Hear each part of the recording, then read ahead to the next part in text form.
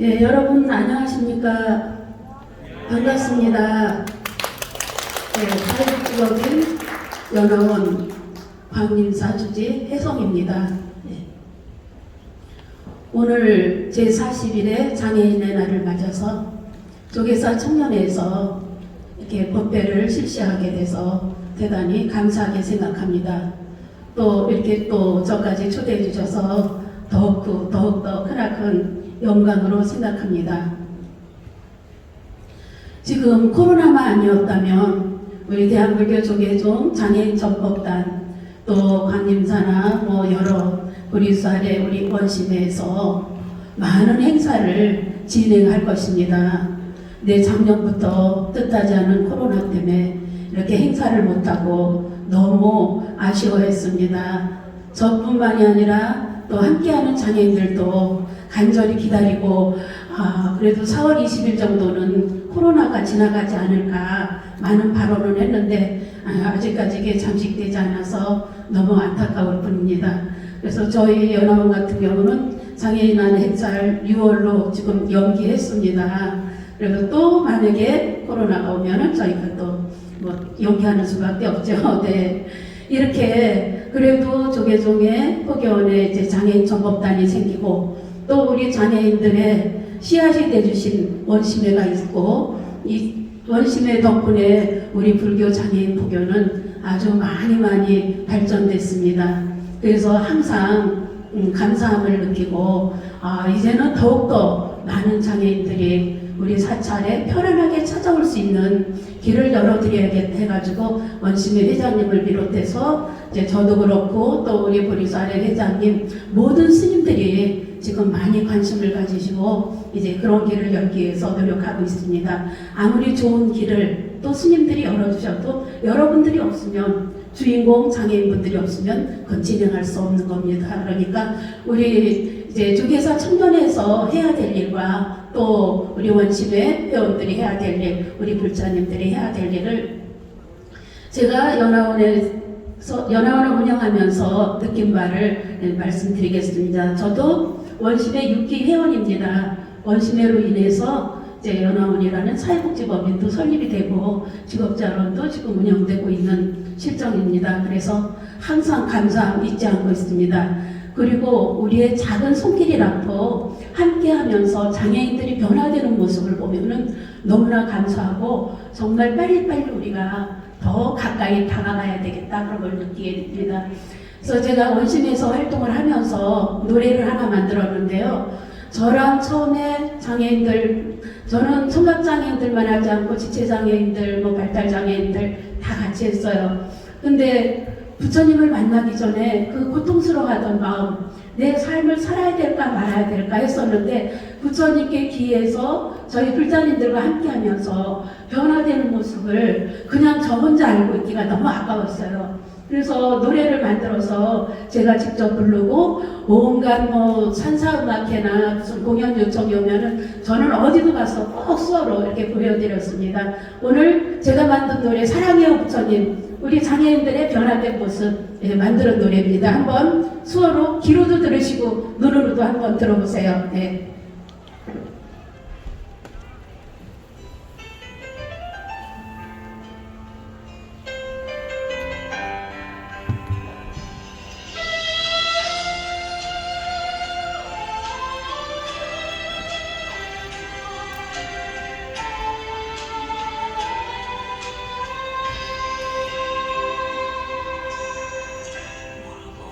살았을 땐 힘들었죠.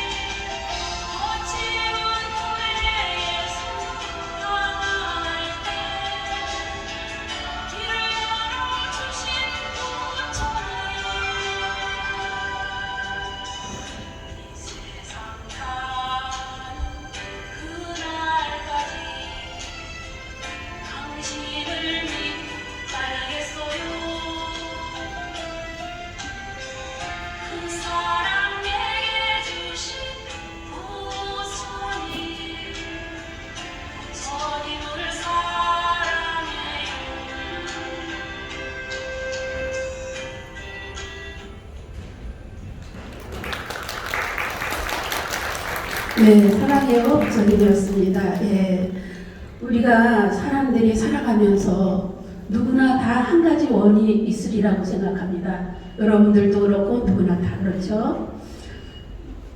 또 그 원을 성취하기 위해서 우리가 꾸준히 끊임없는 정진을 하고 있습니다. 그런데 그토록 많은 발언 중에 너무나 놀라운 사실을 저도 장애인 포교하면서 느끼게 됐습니다. 알게 됐습니다. 아름다운 부처님의 미소와 가족의 얼굴을 한 번 보고 싶다는 그런 발언을 하시는 시각장애인들이 있습니다. 또 건청인들처럼 부처님의 경전을 펴놓고 신나게 좀 크게 읽으면서 스님들의 법문을 듣고 싶고 자식들에게 책이라도 좀 읽어주는 그 순간이 왔으면 좋겠다. 그런 발언을 하는 청각장애인들이 있습니다. 또 이런 쪽에서나 산사에 와서 다른 사람의 도움 없이 제발 삼배라도 좀 하고 싶다. 그렇게 발언하는 우리 지체장애인들이 있습니다. 저희로서 비장애인들은 상상이 안 됩니다. 보면서 들으면서 활동하면서 나 자신에 대한 감사함을 느끼지 못하고 항상 더 조금만 더 할 때 장애인들과 인연이 돼서 저에게 이런 큰 깨우침을 주었습니다. 그래서 저는 처음에는 참 너무나 안타깝다. 어떻게 우리가 당당히 할 수 있는 일을 저분들은 평생의 바람으로 생각할까. 그러면서 측은하게 생각했죠. 그럼 그분들의 안타까움을 내가 조금이라도 채워줘야 되겠다. 그런 생각으로 장애인 포교를 시작했습니다. 광림사내에 수업업회도 하고 또 지체장애인들 모아서 이제 성지설립업회도 하고 했는데 만날 때마다 오히려 제가 도와주는 게 아니라 그분들이 저에게 크나큰 가르침을 주고 있어요. 그래서 누구를 도와준다 하는 것보다도 그분들에게 장애인분들께 저도 배우면서 조금이라도 우리가 다 같이 나만이 아니고 너만이 아니고 그러니까 장애인과 비장애인 모두가 행복을 나누면서 살 수 있는 진검다리 역할을 해야 되겠다 하면서 활동하고 있습니다. 그럼 오늘 이제 40일의 장애인의 날인데요. 장애인이 무엇인가? 장애인에 대해서 잠깐 단어를 보겠습니다. 이제 장애인이라는 단어가 19년부터인가요? 2019년부터 장애사, 장애우로 많이 썼습니다. 근데 그게 다 그런 단어가 국립국어원에서 없어지고 장애인이라는 단어로 이제 통합이 되었습니다. 장애인이라는 것은 장애를 가진 사람이에요. 장애를 가진 사람이고 현대사회에서 장애인을 신체적 손상에 의해서 능력에 제한이 있으면서 또 그로 인하여 사회의 불이익을 받는 사람들이에요. 그렇게 되어 있습니다. 정의가. 근데 불교 경전 약사경에 보니까 너무나 잘 나왔어요. 일시적인 병에 의해 오랫동안 없어지지 않는 병으로 병의 상태가 감소되거나 치료되지 않고 오랫동안 지속되는 병, 지속되는 거. 그러니까 혼자서 활동하기 어려운 분들. 그렇게 돼 있어요. 제가 처음에 장애인 포교를 시작할 때 너무나 주위에서 불교는 장애인과 관계없다, 장애인을 무시한다, 이제 그런 게 있어가지고 경전을 많이 찾아봤어요. 그랬더니 약사경에 이런 문구가 나오고 있다고 말씀드리겠지만은 한글 대장경 뭐 여러 경전에 장애인에 대해서 너무 많이 수록이 되어 있더라고요. 그런 걸 다 발제했습니다. 그러면은 누구나 이렇게 오랫동안 병을 갖고 싶어하는 사람들이 없을 텐데요. 장애가 그럼 어떻게 발생하는가? 거의 다 장애인 하면은 지금은 안 그래요. 지금은 안 그러는데 한 10년, 20년 전만 해도 전생에 업이 많았다. 이제 업이라는 단어를 모르는 다른 사람들이 업을 죄인이라고 풀이를 해줬더라고요. 그건 저희가 활동을 못했기 때문에 그분들을 원망할 수도 없는 거고요. 많이 참여하고 있습니다. 전생에 업이 두터웠다. 그리고 또 기독교인들은 하늘에서 천벌을 받았다. 그리고 또 죄가 많은 사람들이다. 이렇게 해가지고 장애인들을 많이 등한시했습니다. 지금은 그렇지 않습니다. 근데 그렇지만 장애 발생의 원인을 보면은 선천성이 10%도 안 돼요. 대부분 후천성이에요. 후천성에서 제일 많이 발생하는 게 교통사고. 예, 이렇게 운전을 하고 가다 보면은 오늘의 이제 교통사고 그게 쓰여져 있더라고요. 어제도 보니까 이제 중상, 경상이 170명이라고 돼 있더라고요. 매일마다 그만큼 많은 장애인들이 발생한다고 할 수가 있어요. 교통사고, 환경오염, 산업재해가 장애 발생의 원인이 되고 있어요. 그러니까 우리가 직접 우리 불자님들이 장애 예방 운동에 동참을 해야 돼요. 지금 운전하시는 분들 계셔요?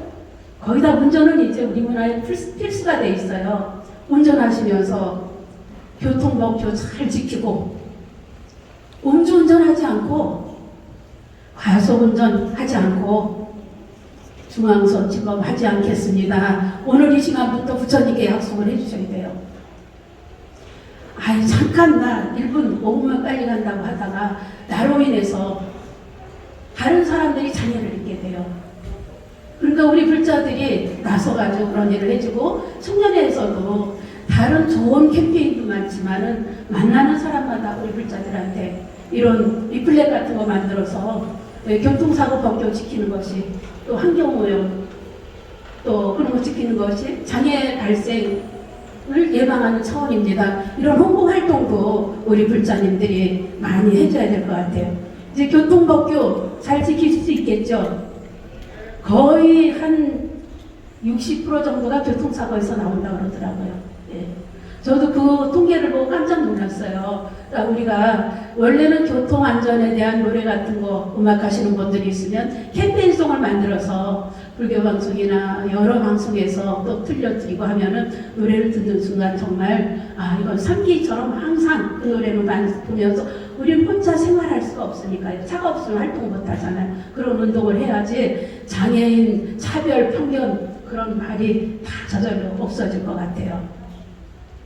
그럼 우리나라에는 장애인이 한 몇 명 정도 될까요? 거의 세계적으로 나온 통계는 10%가 된대요.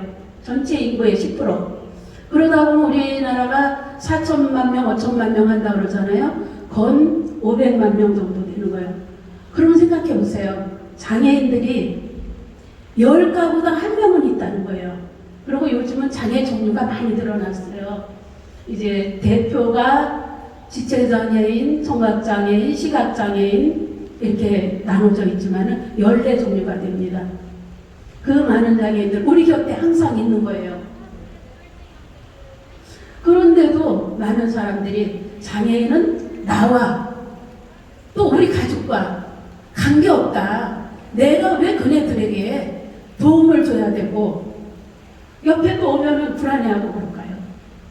그만큼 제가 활동하면서 느낀 거는 장애인들이 밖으로 나와주지 않았기 때문에요. 우리 비장애인들한테 자꾸 장애인들이 가까이 와서 본인들을 일러줘야지 장애인들한테 이렇게 해야 되는구나 느끼는데 그게 없어요. 그냥 남한테 피해 줄까봐 몰래 있었는데 그게 이게 장애인 복지가 쇠퇴된 이유라고 생각합니다.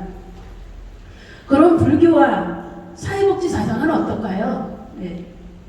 우리는 아무래도 불교 단체니까요. 아직도 많은 분들이 우리 불교를 제외하고 다른데 이제 사회복지 강의를 한다거나 특강을 한다고 하면은 불교는 복지에 관계가 없는 종교다. 그렇게 말씀하시는 분들도 많이 있어요. 너무 안타까워요. 그럴 때는 저도 이제는 손 들고 자신있게 얘기하는데 불교 복지는 부처님 당시부터 시작했습니다. 부처님이 태어나시면서 천상천하 이화독존이 뭐예요? 사회복지 사상은 나 하나만이 행복한 게 아니라 모두가 다 같이 행복을 누리는 그런 사회를 만드는 게 사회복지 사상인데 불교 공부를 해보니까요. 사회복지를 전공을 해보니까 그 사상이 바로 보살행이에요. 우리 불교에서 말하는 보살행. 명칭만 경전에 사회복지라는 명칭이 없지 보살행이 다 불교복지 사상이에요. 그러니까 이제 천상천하 이화독존 결국 인권선언이에요. 세계 인권선언이라고 저는 생각해요. 현장에 있다 보니까 그런 걸 느끼지 않을 수가 없어요. 그렇잖아요. 왕의 자리도 버리고 출가하셨어요. 왕의 자리도 버리고 출가하시고는 당신의 행복을 누리기 위해서 출가하신 게 아니죠. 만 중생과 함께 행복을 누리기 위해서.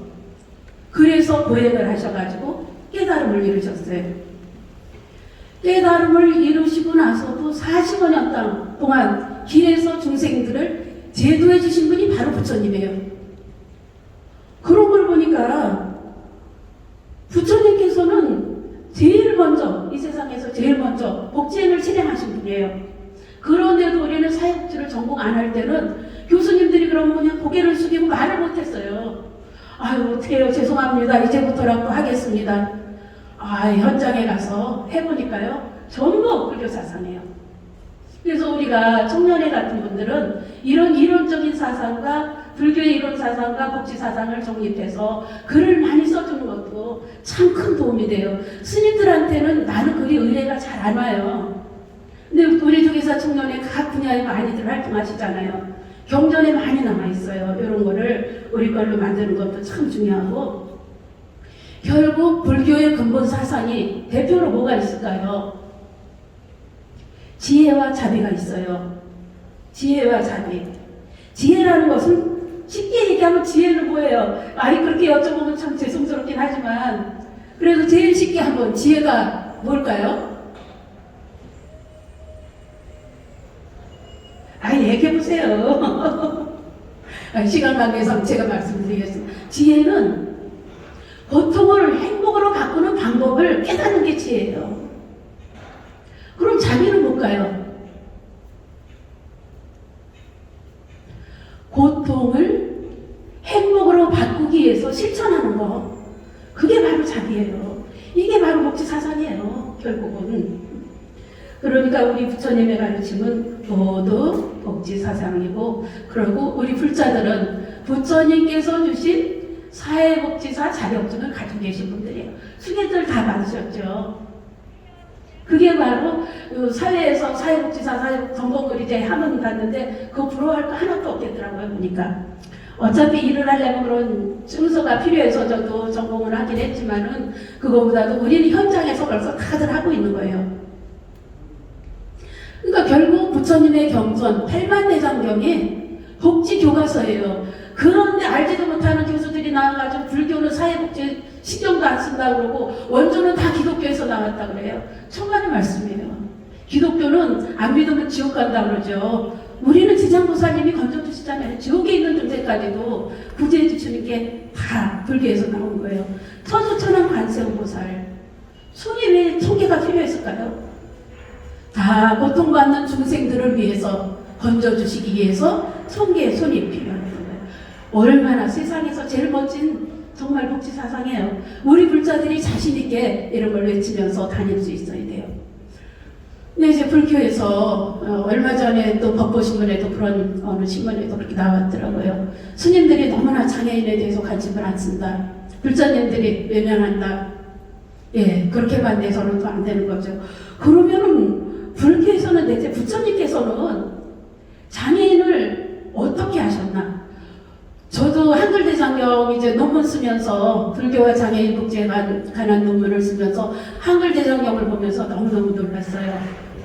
우리는 지금 현대사회에서는 19세기부터 장애인들에 대한 이제 치료 같은 게 생겼어요. 이제 지원도 생기고 복지활동이 시작됐는데 부처님 당시부터 부처님께서는 옆에 제자들을 두고 계셨어요. 제일 쉬운 예를 안하율이 아니라 한글대장경에 보니까 안이누따로 돼 있더라고요.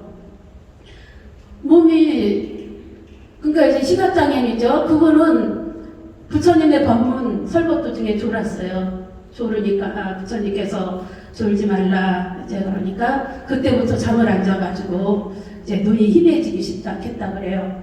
그러니까 부처님께서 오랫동안 그러면 실명을 하게 되니까 잠을 자거라. 그리고 의사 지박하에게 치료를 부탁했어요. 그러면서 부처님께서 뭐라고 말씀하셨으냐면 눈은 잠으로 먹이를 삼고 귀는 소리를 먹이로 삼고 또 뜻은 법으로 먹이를 삼고 나는 열반으로 먹이를 삼는다. 그러니 안 이뤘다야 이제는 잠을 자거라. 그랬더니 안 이뤘다가 그러더라고요. 그럼 부처님, 열반은 무엇으로 먹이를 삼습니까? 그래서 열반은 방일하지 않는 걸로 먹이를 삼는다. 아, 그럼 부처님, 저는 잠을 자지 않고 끊임없이 정진을 하겠습니다. 그래가지고 결국은 신명이 됐어요. 육신의 시력은 잊어버렸지만 진리의 눈을 떠서 부처님께서 천한제일 10대 제자를 만들어 주셨잖아요. 만약에 불교에서 부처님께서 장애인들을 무시했다 하면은 10대 제자가 될 수 있었을까요? 그리고 또 주다반닥하라고 있어요. 주리반득이라고 그러죠. 바보 주리반득. 자기 이름도 기억을 못해요. 어느 날은 밖에 나가서 울고 있는 걸 부처님이 보시고 왜 그러느냐. 아우 저는 어떻게 해야 될지 모르겠습니다. 이제 법문도 들으러 오지 말라 그러고 그러니까 어떡합니까? 부처님께서 나는 먼지를 털어내고 때를 없앤다. 그러니까 쓰는 빗자루를 주면서 나는 먼지를 털어내고 때를 없앤다. 그것만 계속 외우라고 그랬어요. 한없이도 먼지를 쓸어내고 하면은 때를 없앤다가 잊어버리고 했는데 끊임없이 시작을 하다 보니까 아, 먼지라는 거는 마음속에 탐진치 산독이구나. 때를 없앤다. 지혜를 얻는다. 그거를 이제 알았어요. 그러고 나서 깨달음을 얻고 아라한카를 얻어서 부처님의 훌륭한 제자가 되었죠. 결국은 어느 누구라도 꾸준히 노력 정진하면은 이루어지지 않을 수 없고 부처님께서는 모두 버린 이런 제자들을 스스로 자활할 수 있도록 길을 열어준 거예요. 불쌍하게 생각하고 너는 그래 네 이름도 모르지 그러면서 막 그냥 불쌍하다고 안타깝다고 한 게 아니라 본인은 끼칠 수 있도록 했잖아요. 요즘 이제 뭐 장애인 자활센터 그런 게 많이 늘어났죠. 노인 자활센터 스스로 할 수 있는 게 이것도 결국 불교에서 시작된 거예요. 보니까. 그래서 부처님께서 이렇게 이끌어 주셨고 또 우리 한국 설화에도 많이 있어요. 제일 좀 유명한 걸로 철원 심원사에 이제 맹인이랑 또 지체장애인 하나가 철원 쪽에 살고 있었는데 항상 신대한탄만 하고 있었어요. 다른 애들은 저렇게 신나게 놀고 하는데 우리는 왜 이렇게 장애가 돼서 괴로우냐 하는데 마침 심원사 스님께서 다니시면서 심원사 범종불사를 합니다. 모두 동참하십시오. 이 범종불사에 동참을 하게 되면 지장보살님의 가피로 모든 것을 이룰 수가 있습니다. 그러니까 모두 이제 철을 모아주십시오. 그랬어요. 그랬더니 그 말을 듣고 이제 그 지체장애인 물어봤어요. 수화마디였다 그래요. 스님, 그럼 저희 같은 장애인들도 가피를 받을 수 있습니까? 그랬더니 그럼요. 얼마든지 할 수 있습니다. 가피를 주십니다. 하십시오. 그래가지고 3년 동안 이제 시각장애인이고 지체장애인이니까 어떻게 해요? 시각장애인이 같이 둘이 연구하다 그러면 나는 손발이 괜찮으니까 너를 등에 업겠다. 그러면 다니면서 길에 뭐 괭이나 뭐 낫 같은 거 그런 철이 있으면은 그거를 모아다가 심원사에 갖다 드리자. 이제 그러고 그것뿐이 아니라 집에서 혹시 그런 범종 만드는 재료가 있는 분들이 있으면은 우리가 모아서 드리자 해가지고 3년 동안 했대요. 그래가지고 범종불사 이제 회양하는 날 산에 올라가다가 조금 늦었다 그러죠. 늦었는데 이제 딱 범종 소리를 듣는 순간 등에 업혔던 등에는 시각장애인이 엎였고요. 이제 지체장애인이 엎였었죠. 어머 저 무지개가 보이네. 어머 보살님이 지장보살님 같아. 그러는 순간 어디 나도 좀 보자 하면서 그 아픈 다리가 팍 펴졌다 그래요. 그러니까 또 업고 있던 시각장애인들 아니 대체 어떻게 생겼는데 궁금해. 그러면서 눈을 이렇게 비비는 순간 그 두 눈이 떠져서 아주 행복하게 살았다는 그런 얘기가 설화에 있어요. 이름도 나왔어요. 시각장애인이 덕기고 이제 지체장애인이 춘식이래요. 춘식. 논문 쓰면서 설화를 다 찾아봤어요. 많이 나왔더라고요. 그러니까 이름까지 나온 거 보면 현실이에요. 그러니까 장애도 얼마든지 극복할 갈 수 있는 그런 힘이 다들 있어요. 그럼 지금부터는 이제 불교 장애인 포교 방법 우리가 어떻게 해야 될까? 그럼 장애인들은 신앙에 대해서 어떻게 생각하고 있을까? 정말 장애인분들은 신앙을 아주 필요로 하는 분들입니다. 그래서 지금은 SNS가 발전되고 뭐 스마트폰도 있고 뭐도 있고 그래서 참 좋아요. 그렇지만 20년, 30년 전 원심에서 처음 저희가 92년도, 93년도 이제 수화 통역하는 선생님이랑 같이 수화를 배웠는데요. 그때는 팩스가 아니면은 전달이 안 됐어요. 직접 만나거나 팩스. 근데 그 중에서 또 글을 모르는 분들이 안 있었어요. 근데 약속을 하면은 너무너무 잘 지켜요. 지금이야 뭐 문자 메시지 보내고 그러지만 그때는 그런 게 없었잖아요. 그래서 팩스를 어떻게 보내는가 봤더니 종이에다가 우리 집 이름은 써놔요. 누구네 집 이렇게 딱 화살표 해놓고 아니면 여기 조계사 해놓고 여기 10시 하면은 10시까지 조계사에 와라. 그런 내용으로 이렇게 소통이 되고 있더라고요. 그래서 여기서 있던 일 뭐 부산에까지 금방금방 가고 그래서 참 신기하다 그렇게 생각을 했었어요.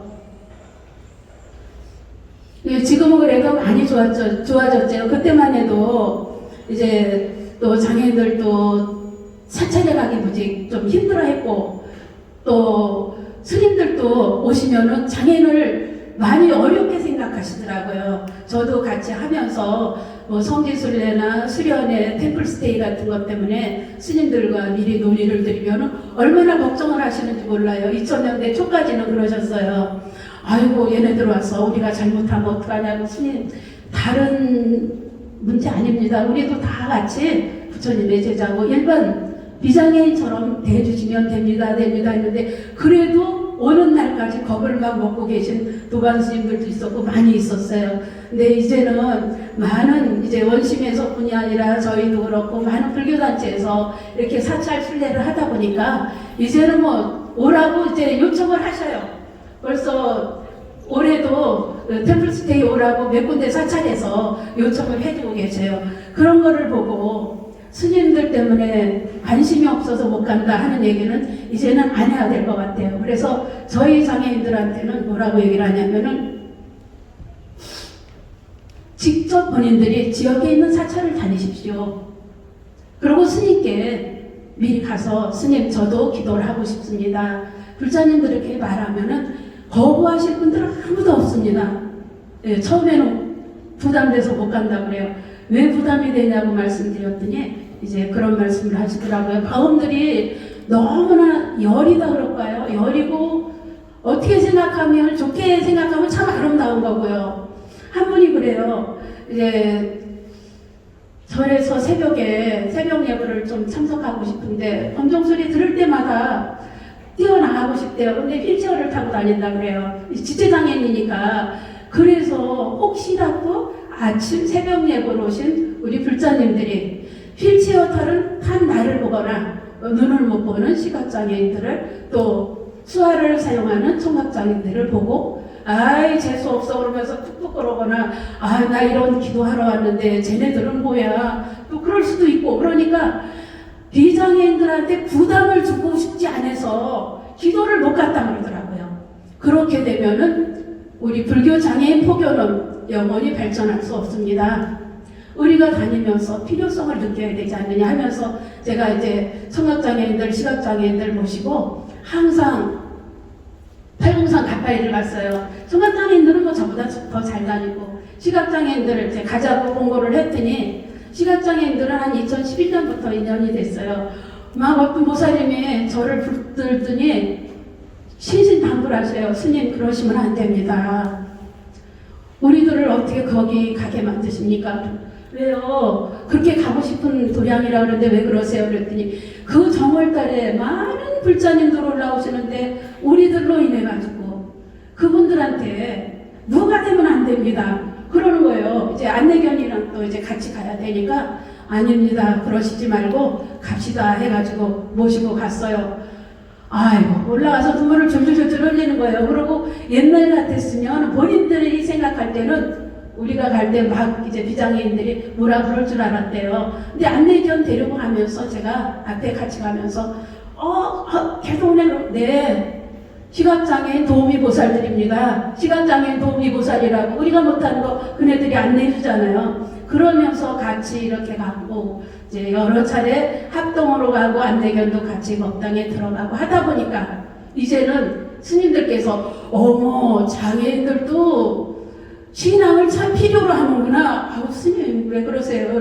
그럼 스님 전에 와도 되겠죠. 아이 물론 이제는 옛날에는 참 어렵게만 생각하고 다가가기 어려웠는데 그게 아니라는 것을 이제 언론을 통해서 신문 방송을 통해서 많이 이제 보셨다 그래요. 그 역할을 제일 많이 해주신 데가 우리 원심회고요. 또 원심회에서 파산된 저희 광림사연화원에서 했고요. 그리고 또 이제 보리수아래 그런 데 회원들이 많이 했어요. 그래서 우리가 활동을 하지 않으면 나 혼자서 스님들 때문에 못 가겠다, 불교 편의시설이 안 돼서 못 가겠다 하면은 아무것도 못해요. 저희는 어떻게 이렇게 활동을 했냐면 어차피 뭐 편의시설에 대한 거니까 저희 얘기 좀 할게요. 어쩔 수 없어요.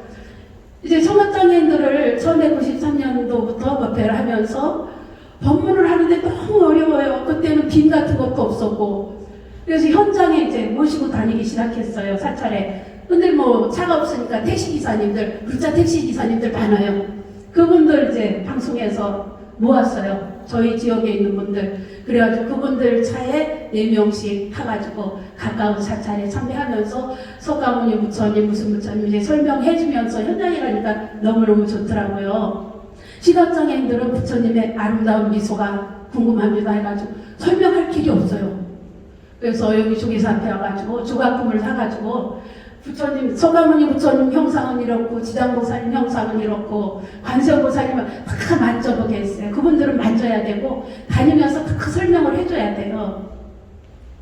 그렇게 이렇게 했어요. 그랬더니 이제 지체장애인 단체에서 전화가 왔어요. 불자가 아닌 다른 단체에서 스님 저도 절에 다니는데 너무 우리들은 너무너무 절에 가고 싶습니다. 정말 그러니까 저희들도 해주십시오. 그래가지고 이제 중증 지체장애인들 집에 가서 모셔다가 이제 성교순례를 다녔는데 그때는 꼭 우리가 한 일주일 정도 그 답사를 갔다 오면서 기사님들이랑 이제 어떻게 했냐면 화장실이 문제예요. 다른 편의시설은 보니까 문제 아니더라고요. 이런 계단은 얻고 오면 되고 휠체어만 3명, 4명이 들어 올리면 되는데 화장실은 대신할 수가 없다. 그래가지고 이동 화장실을 들고 다녔어요. 오직하면 화장실에 또 재래식으로 돼 있는 사찰들 30년, 20몇 년 전이니까요. 그런 데는 옆으로 그런 데 찾아다니면서 주지스님한테 스님 이런 건 좀 빨리빨리 고쳐주세요. 장애인들도 참배할 수 있게 해주십사 이제 그런 말씀을 드리고 스님도 현장에서 보고 나서 어머 이게 이렇게 되는 거구나 이제 그런 걸 느끼지고 했거든요. 그러니까 참 그런 게 우리가 여기서 말로만 떠드는 게 중요한 게 아니더라고요. 우리가 현장 답사를 해야 돼요. 그래서 경사로도 이제 뭐 많이들 생겼어요. 봉은사 같은 데는 안내소까지 생겼어요. 봉은사도 저희가 막 전복단에서도 하고 때마다 많이 참배를 갔어요. 그러니까 스님들이 현장을 보고 그런 걸 만들어 주셨어요.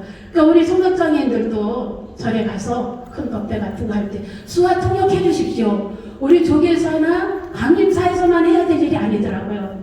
어느 절이고 가서도 스님께 그런 말씀을 드리세요. 부탁드리면은 이제는 지역에 수화 통역사들이 있기 때문에 이제 놔둬줄 수 있어요. 그러니까 우리가 그 홍보를 해야지 집안에 가만히 좀 힘들고 어렵고 미안해서 절에 사찰에 오시지 못한 그런 장애인들이 또 올 수가 있어요.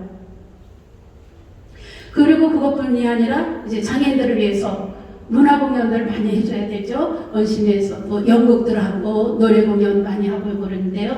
그런 것도 좋고 저희 그 발달 장애인 일극 장애인들이 있는데요. 걔네들도 부모들이 또 반대를 많이 하시더라고요. 그러니까 부모들은 얘네들은 뭐 진짜 뭐 버린 자식이다 그렇게 생각하는 분들이 많았어요. 아무것도 못한다고. 지금 10년 동안 다녀도 혼자서 현장을 찾아오질 못해요. 저희 재활원에 찾아오질 못해요. 아침에 데려가고 뒤에 이제 끝나면 데려가고. 그래서 제가 그럼 얘네들한테 무슨 희망을 주고 부모님들께 무슨 희망을 안겨드릴 수 있을까 해가지고 난타를 가르치기 시작했는데 저희도 1년에 한 번씩 이제 수호사랑 음악회 하잖아요. 부모님들이 와가지고 막 20명이 다 반대를 하시는 거예요. 행사 스님 망칩니다. 망치면 우리가 책임질 수 없습니다. 걔네들 공연하다 뛰어내려오고 그러면 어떡하시려고 그럽니까? 안 된다고 하는 걸 괜찮습니다. 우리는 어차피 장애인 단체라서 그런 거 다 널리 이해하시고 우리 불자님들 다 변하셨습니다. 그랬더니 속으로는 무지 좋아하시더라고요. 그러면서 일주일에 한 번씩 공연을 했는데 너무너무 잘해요. 이 엄마들은 얘네들이 뭐 감정도 없는 줄 알았나 봐요. 근데 막 노래도 집에 가서 하지, 막 두드리는 연습도 하지, 아주 중증인데도 그렇게 하더라고요. 그러면서 이제 공연을 하고 나니까 많은 이제 다른 단체에서도 요청이 와서 많이 하고, 이제 장애인 혼자만의 문제가 아니고 보니까 가족이 장애예요.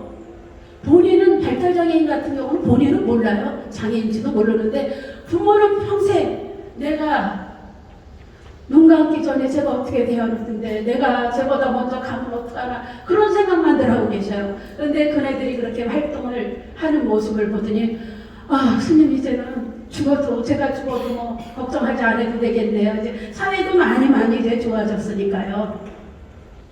예, 그런 실정이고요. 그러니까 이제 우리가 활동을 하지 않으면 인식이 바뀔 수가 없어요. 그러니까 사찰내 우리 조계사에는 뭐 자원봉사 교육 같은 거 다 하시리라고 생각하고 또 일단 원심회가 있으니까 얼마나 원심회가 큰 역할을 해주는지 몰라요. 사회복지 현장에서는. 우리 불교에서는 인정을 안 할지 몰라도 다른 복지 현장에서는 아마 수어 통역사도 제일 많이 불자 통역사 제일 많이 좀 여기서 배출해 주셨고 수화를 할 수 있는 우리 스님들도 조금이라도 관심을 가질 수 있게 해주신 데가 원심이에요. 그래서 조금만 더 이제 활성화되면은 정말 불교의 큰 기둥이 되리라고 그렇게 생각하고 있어요. 그러니까 우리 청각장애인들도 지역에 있는 사찰에 가서 수화 통역을 스님들께 부탁을 드리세요. 그래야지 그 필요성을 느끼시고 해주셔요. 그리고 법회날은 여기 와서 법회하고 여기서 배운 거 다른 데 가서 이렇게 해주고 그래요. 또 시각장애인들도 역시 그래요. 시각장애인들도 점자 도서관에 불교책이 1%도 안 된대요. 그래가지고 계속 저희도 이제 점자책 간행을 하고 요번에도 이제 무비스님 예불문 같은 거 간행하고 또 녹음해서 계속 올려드리고 있거든요. 부처님 말씀 같은 거 유튜브에 있는 거 이렇게 들을 수 있도록 시각장애인들한테 보내주시고 그러면 아주 좋아하더래요. 이게 이제 청년에서 해야 될 일들이에요. 기독교인들 보니까 아주 열심히 잘해요. 그리고 제가 장애인들 중형교회 같은 데 가면은 시설에 가서 일주일에 한 번씩 장애인을 데리고 나와서 예배를 보고 한 바퀴 삥 둘러가지고 데려다주고 걔네들이 어찌 기독교를 배신할 수가 있겠어요. 혼자서 있어야 되는데 그렇게 활동을 해서 많이들 활성화가 되고 있더라고요. 그러니까 이제는 우리가 열심히 해야 되고 이제는 그 자원봉사 교육도 필요하고 활동을 많이 해야 될 것 같아요.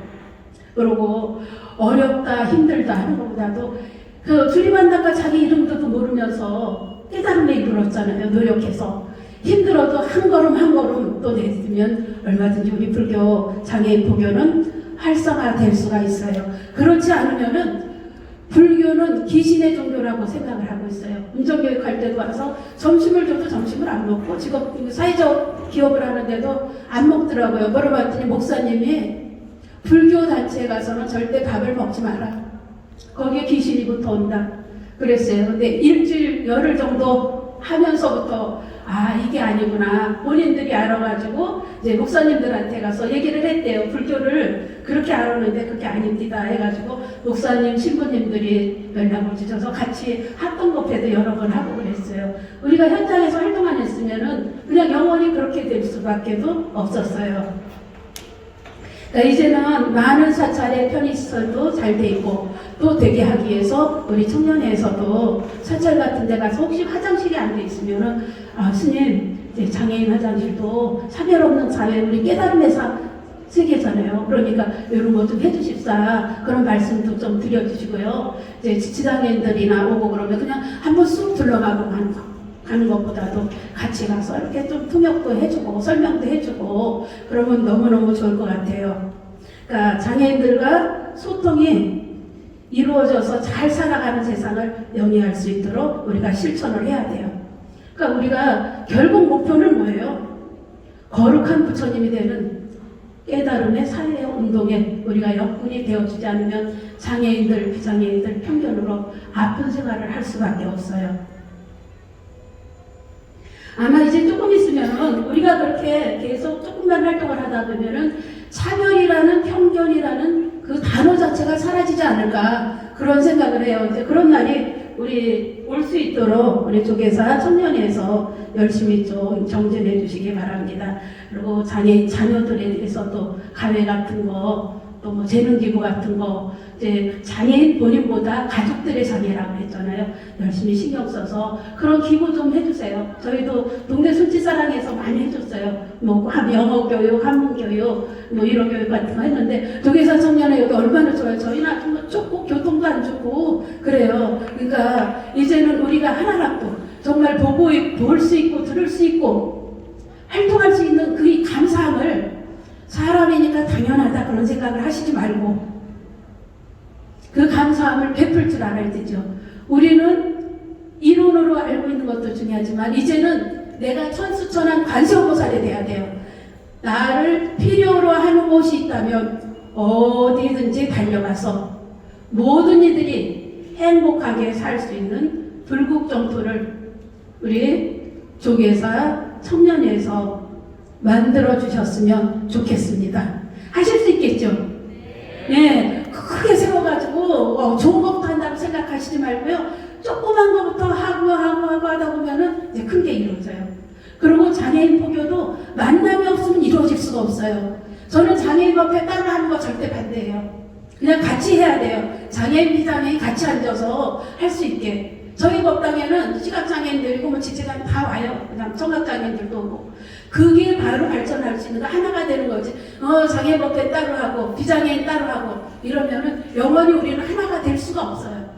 같이 할 수 있도록 여러분들께서 지금부터라도 좀 열심히 노력을 해주셨으면 좋겠습니다. 우리는 정말 천수천왕 관세음보살이 되겠노라고 발언하는 오늘이 되어서 장애인, 비장애인들 우리 모두 함께 행복한 세상을 만들어갔으면 좋겠습니다. 예, 지금까지 수화통역을 해주신 원심의 회장 김철환 회장님 감사합니다. 예, 부교계에서뿐이 아니라 사회에서 아주 모범적인 활동을 하고 계신 분입니다. 예, 감사합니다. 원심의 회원님들 감사합니다. 감사합니다.